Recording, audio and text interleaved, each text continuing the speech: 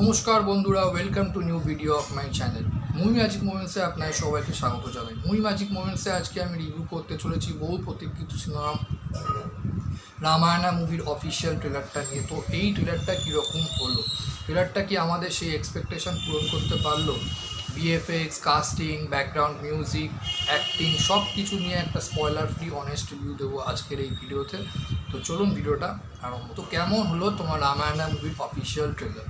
তো রামায়ণা মুভির অফিসিয়াল ট্রেলারটা খুব ভালো হয়েছে, ভীষণই আমার ভালো লেগেছে ট্রেলারটার যদি ফার্স্টেই কথা বলি সেটা হচ্ছে বলবো ট্রেলারটা দেখে একটা জিনিস পরিষ্কার যে একটা হিউজ সিনেম্যাটিক এক্সপিরিয়েন্স দেওয়ার চেষ্টা করা হয়েছে।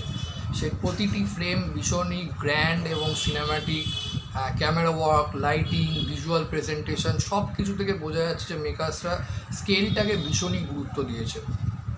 রণবীর কাপুর রাম হিসেবে খুবই কন্ট্রোলড এবং ঠান্ডা রাজকীয় লাগছে। সাই পল্লবীকে সীতা হিসেবে খুব গ্রেসফুল লাগছে বলবো। কিন্তু ট্রেলারের অন্যতম হাইলাইট হচ্ছে ইয়াশ অ্যাস রাভানা। ইয়াশকে রাবণ হিসেবে দুর্ধর্ষ লাগছে, মানে রাবণের যে স্ক্রিন প্রেজেন্সটা মানে খুব পাওয়ারফুল এবং ইন্টিমিডেটিং লাগছে।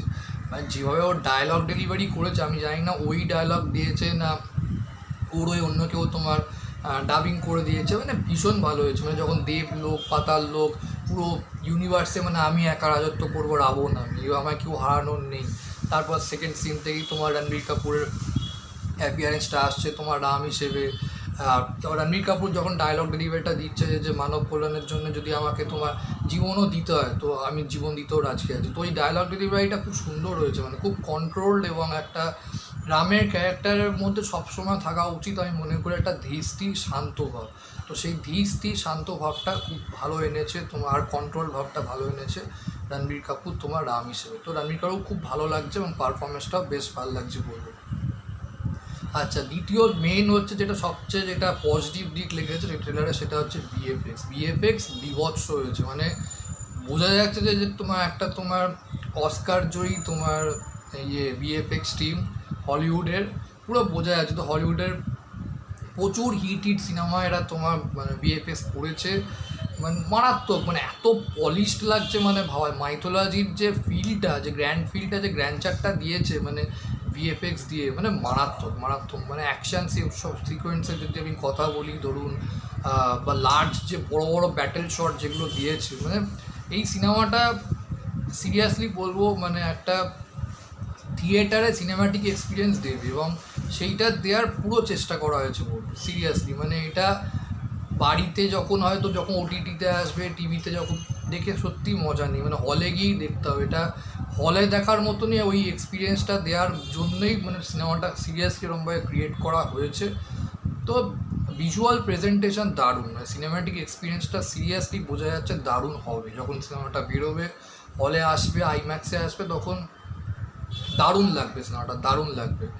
এইবার এখন মেন বিষয়টা হচ্ছে যদি ঠিকঠাক সব কিছু এক্সিকিউশন হয়, স্টোরি ঠিকঠাক যদি এক্সিকিউশন হয়, স্ক্রিন প্লে যদি সব ঠিকঠাক ভালো হয়, ভালো এডিটিং ঠিকঠাক হয়, তো সব কিছু যদি ঠিকঠাক ভালো এক্সিকিউট করা যায় তাহলে এই সিনেমাটা একটা আমার মনে হচ্ছে একটা মাইলস্টোন তো হবেই। আর বলিউডে ধুরন্ধর যে বক্স অফিসটা করেছে সেই বক্স অফিসটাকে ভেঙে দেওয়ার পোটেনশিয়াল রাখে এই মুভিটা, যদি সব কিছু ঠিকঠাক এক্সিকিউট হয় আমার মনে হচ্ছে।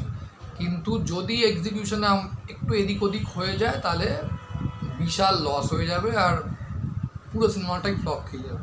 বা ট্রেলারটা দেখে যা বুঝলাম আমার মনে হয় না ডিজাস্টার আদিপুরুষের মতন বক্স অফিস হবে।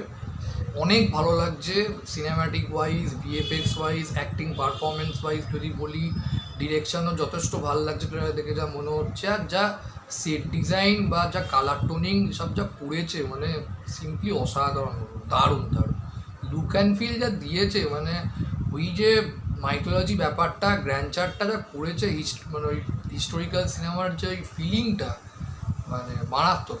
সাউন্ড এফেক্টও যা কাজ করেছে মানে হিউজ, মানে বাজেটটা যে হিউজ সেটা একটা ট্রেলারটা থেকে বোঝা যাচ্ছে যে যেটা একটা প্রপার বলিউডের ইতিহাসে সবচেয়ে হাই বাজেট সিনেমা, সেইটা পরিষ্কার ফুটে উঠেছে ট্রেলারটা দেখে।